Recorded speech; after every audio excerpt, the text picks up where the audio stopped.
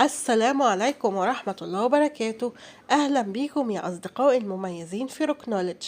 النهاردة هاخدكم ونسافر للماضي، لليونان القديمة، في أسطورة عن شاب من الميثولوجيا الإغريقية.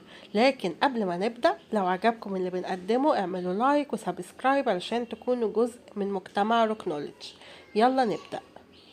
الشاب كان اسمه نيركسوس أو نارسيسز أو نرجس بالعربي.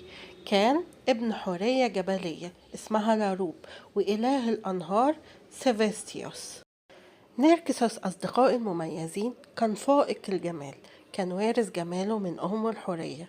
كان كل اللي بيشوفه بيتسحر بجماله. أمه لاروب كانت بتخاف عليه جدا، فراحت لعرافة علشان تعرف مستقبله. العرافة قالت لها إن ابنها أول ما يشوف جمال وشه هيموت، فقررت لاروب إنه ما يشوفش وشه خالص. وإنتوا عارفين الأمهات لما تاخد قرارات. نيركسوس كان بيتضرب بيه المثل في الجمال، جسم موشوق، صوت جميل، وعيون حلوة.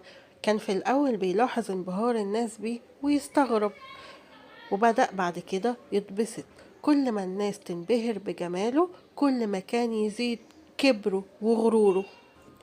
نيركسوس كان زي كل رجال عصره بيحب الصيد، ومرة خرج يصطاد في الغابة مع أصحابه، وطلع يجري ورا فريسته لحد ما صادها، وقعد ينادي على أصحابه لكن ما كانش في حد بيرد عليه. قال: أنا نيركسوس. لقى صوت بيقوله: نيركسوس. قال: أنا تايه. الصوت رد وقال له: تايه؟ قال نيركسوس: انت فين؟ انا هنا. رد الصوت وقال له: هنا. وفجأة ظهرت قدامه ايكو، حكينا اسطورتها قبل كده، لو ما سمعتهاش هحط لكم اللينك في الوصف. ايكو فضلت تردد اخر كلمة من كل جملة نيركسوس بيقولها، وهي مش قادرة تعبر عن نفسها ولا عن حبها له، وقررت تقرب منه اكتر لكنه بعدها ورفض حبها. إيكو اتجرحت وفضلت تراقب نيركسوس من بعيد وهي مجروحة ومش قادرة تنسى جرح كرامتها وتعرض عليه حبها مرة تانية، لحد ما صعبت على أفروديت إلهة الجمال اللي وعدتها إنها تنتقم منه على جرح قلب إيكو. كانت أفروديت عارفة إن نيركسوس عمره ما عرف الحب ولا لوعته. وفي مرة نيركسوس كان في الغابة وكان بيصطاد وعطش، راح لبحيرة وشرب منها. البحيرة كانت صافية وشاف وش جميل، بص للوش وضحك. الوش ضحك له. مشي وهو بيفكر في الوش الجميل اللي شافه. بالليل معرفش ينام وراح للبحيرة، شاف صاحبة الوش الجميل. ايه ده، هي كمان حبته وسهرانة تفكر فيه زي ما هو كان بيفكر فيها.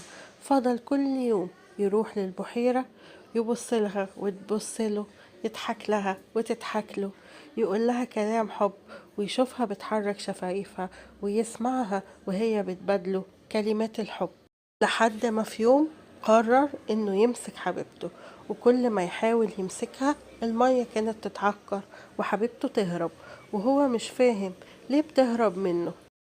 لحد ما جمال ناركسوس دبل واصفر وشه من عذاب الحب. الناس كلها كانت بتطلب وده، لكن الوحيدة اللي حبها جرحته ورفضت حبه. كان كل يوم يروح للبحيرة ويحاول يمسك انعكاسه وهو فاكر انها حبيبته، لحد ما في يوم سقط في المية. بعدين نبتت زهرة النرجس على ضفاف البحيرة، وعلشان كده زهرة النرجس زهرة حزينة. نرجس لما حب ما كانش يعرف ان الحب ده هيقوده لهلاكه، ولكن ده كان عقابه، انه حب انعكاس صورته على مية البحيرة. وبسبب نيركسوس فرويد سمى الحالة اللي صاحبها بيحب نفسه ومغرور ومتكبر النرجسية، نسبة لنيركسوس. دي كانت أسطورتنا النهاردة. ايه رأيكم؟ قولولي، هل نيركسوس كان يستحق العقاب من وجهة نظركم؟ وهل عارفين صوت مين اللي كان بيرد عليه كلمات الحب؟ وإيه أسباب ظهور الأسطورة دي؟ حد عارف؟ هشارككم رأيي في المنتدى وعلى الفيسبوك والإنستجرام، هسيب اللينكات في الوصف. وقولولي هل عجبتكم الحلقة؟